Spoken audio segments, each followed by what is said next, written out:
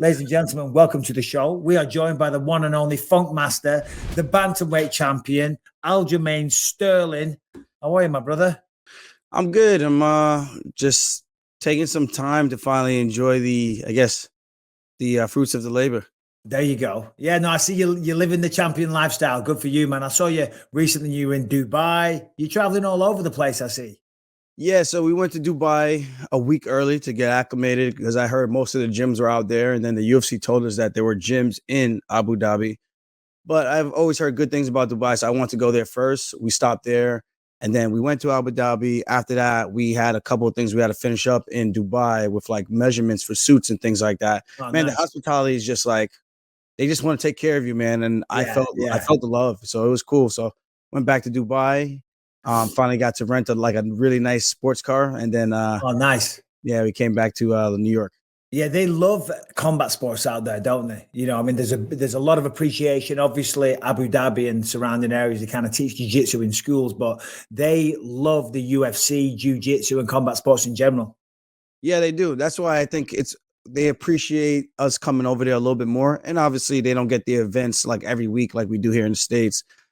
So for me, it was cool, eye-opening. Like before the fight, usually in the fighter hotel, it's like very quiet. Before the fight, it was chaotic. You would have thought I won the fight already.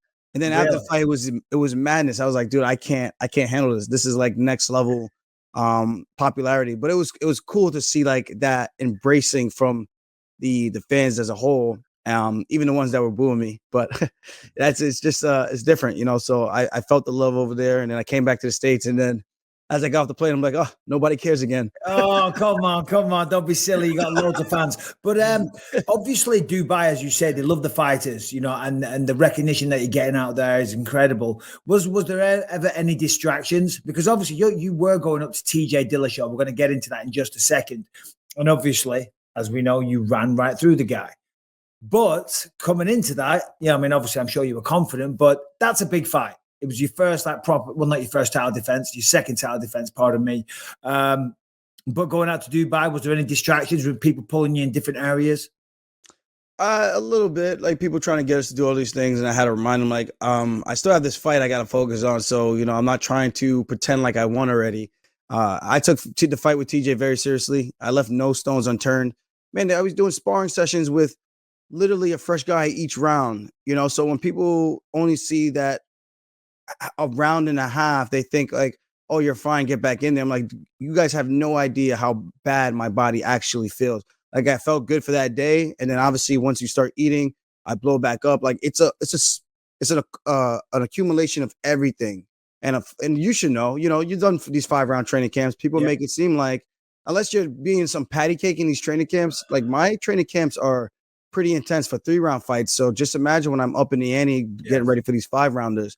I fought already in April, and I just got off of a major surgery. I'm finally feeling good. But yeah, people were trying to pull me in different directions, but I made sure I at least had a little bit of fun. I guess maybe the thing with Andrew Tate, people saw me on the boat. I was invited to that at the last minute, and I wanted to make sure I got my training in. We got the training in, and then we were able to go out. And these guys were all drinking, and I was on the boat drinking water. You know, nice. It would have been cool to, you know, get crazy, not crazy like. No, I get it. But just like enjoy the moment. But I'm focused on a task at hand. Like the guys, they did what they could do, which was have fun, enjoy the company of everybody, and networking. That's the one thing I did get to do was network a bit. Nice. And other than that, yeah, it was just focus on the fight, training, and I looked at TJ as I always look at every opponent since the Marlon Moraes fight. I take them as serious as I possibly can.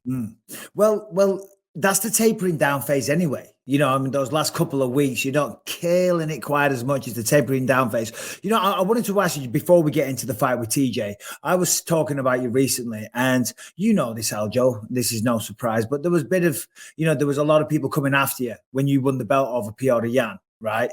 And then between that period of when you won and then when you fought him again and you beat him fair and square, I theorized, and this is the question I'm going to ask. I said, Aljamain came and he looks so good now. And I think, you know, because the public perception, hate online, things like that. That really drove me because I had a lot of people coming after me as well. And it just made me so driven to prove these motherfuckers wrong. Do you know what I mean? And I said, maybe it's turned Aljo into a monster because you look sensational in the Piotr Jan rematch. And then against TJ, you just fucking ran right through him. So is there any validity to what I'm saying, or am I way off the mark? No, I mean, yeah, I would say you're pretty accurate. So this is the way I break it down. Most of these fans that seen me fight, they've seen the first Jan fight, and they did not see any of the other fights previously before that. They didn't see how I ran through Sanhagen other than just the highlight of that. They didn't see the war with Pedro Munoz. They didn't see how I shut down Jimmy Rivera. They didn't see what I did to Cody Stamann and made a strong bulldog of a wrestler look like he's never wrestled a day in his life. So and I've trained with Cody after that. So, I'm not trying to be disrespectful here, but at the same time, I think these people forget the body of work that I actually have put together to even get to that point. So what I'm saying is they only saw that fight. They haven't seen the rest of my career. So when you only see that fight, you kind of have that image burned into your head. Like, oh, this guy must really suck. But then I'm like, well, if you think I suck, how did I even get to the title shot in the first place? It's not given out like candy. We don't get these by accident. You have to earn it. Yeah. So they see that fight. They're like, all right, this guy might not be that good.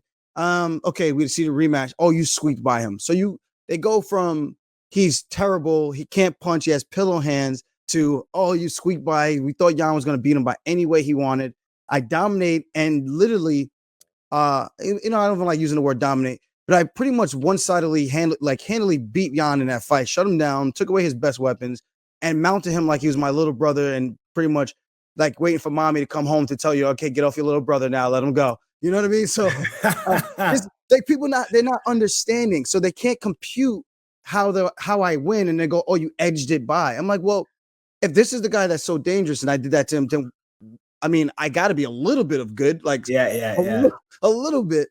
And then they see this with TJ, and honestly, you give this guy 3-4 arms, and I'm not saying this jokingly. Like when I grabbed him the first time when he threw that stupid front kick that we prepared for, like, yeah, he's gonna throw one of these kicks. We're gonna time it. We're going to catch it, and we're going to put him right on his ass, and that fight's probably going to be over in round 1. And that's why I switched my tune. I said I had second round submission, and then I said first round TKO. And then it almost went exactly the way I thought. He throws it, I catch it.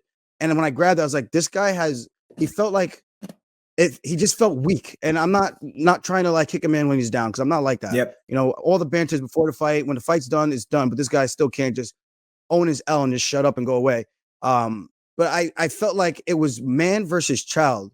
So I think the fans, they don't realize, they only see these last 3 fights and they go, well, we don't think he's as good as he says he is. I'm like, well, if you don't think I'm as good as I say look at all the other guys who lined up to fight me, and all the results are the same. I haven't lost a round since the Piotr fight in the first fight that we had. And if you look at all the other fights, no one has been able to get around on me, So on the championship run, I clarify. So, I think people just have that image burned in like a TV that was left on overnight, and they can only see that, and they can't erase that and just acknowledge that, hey, maybe this guy isn't lucky as we think, and he's actually pretty good.